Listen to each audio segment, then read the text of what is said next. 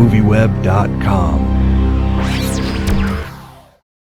It is the concert event rock and roll fans have dreamed of their entire lives. Ow! Darling, you've got to let me know. Should I stay or should I go? Well, I've got to say, some of these guys take you to task for being a taskmaster, and to me it didn't come across that way. I'm wondering, were you a little bit more reserved on camera, or are these guys just being hard on you? I think the whole taskmaster thing is ridiculous. I don't feel like I'm a taskmaster. I work very hard. They're making art, so you have to have some sort of vision of what you want it to be, and when it's not going right, you have to act the way you act naturally when you're trying to make something. This isn't a social service that we're providing here. We're working with people to make something that's really worth seeing and that people should want to come to.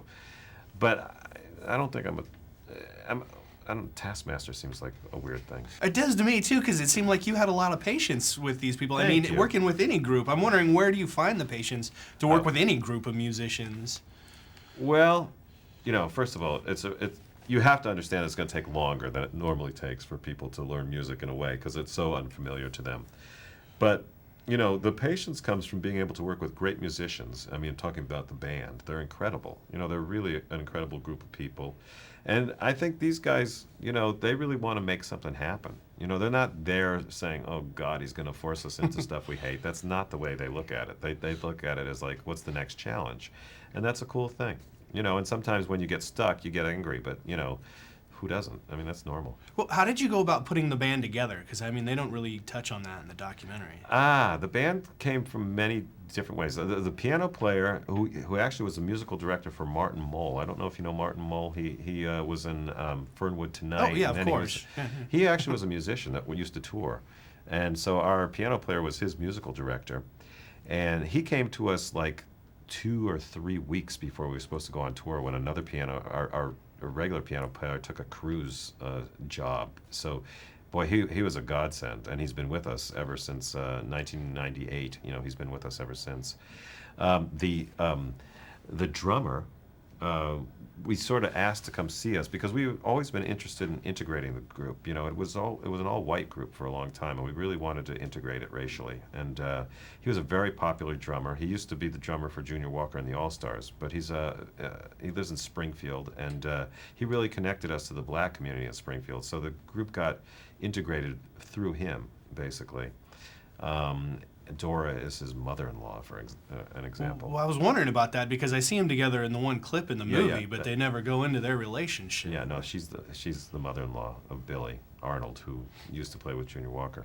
And then we have 2 guys who are from a group called the Drunk Stuntman, a great sort of local rock band that they're legendary in our hometown. And they the way we recruited them is we do this thing. I also work with the Arts Council, and every year we do this thing called Trans Performance, where bands take on the persona of other more famous bands, and they play a theme. And one year the theme was punk. And Young at Heart worked with this band, the Drunk Stuntmen, to do The Clash. And it was the beginning of a really long relationship with that band. Well, I wanted to ask you what your process is for coming up with the new songs, and if you're working on new songs now, because I know they're going to do a show April 17th. Well, I'm not sure they'll be ready for April 17th, but I'll tell you some of the new songs we're working on, which I'm really fond of. We're doing Don't Let Me Down by the Beatles, which is an excellent song. We're doing Pictures in a Frame by Tom Waits, and we're doing Because the Night by Patti Smith. They're all really excellent songs. We've been perfecting a song called All We Have Is Now by the Flaming Lips.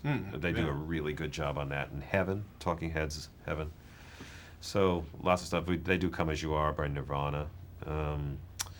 And what was the second part of that question? Oh, I said, how do you come up with the new songs for these guys to do? Is it just what you want to hear them sing, or is there some of it's that, some of it's stuff I know. So, I just saw Patti Smith at Sundance. She did that song, and I said, oh God, I want to hear the chorus sing that song. Simple as that. And sometimes it's on the radio. The band has ideas. I was sort of stuck in a certain period. I was, 60s, 70s kind of music guy. So I was sort of pushed into things like the Flaming Lips and Radiohead and U2, Sonic Youth. All that stuff was sort of not in my own sort of experience. But, you know, just keep your ears open. There's all kinds of interesting stuff out there. Young at heart. I think I can, I think I can. If I want, I can, think I can, yes I can, I know darn well I can, yes I can.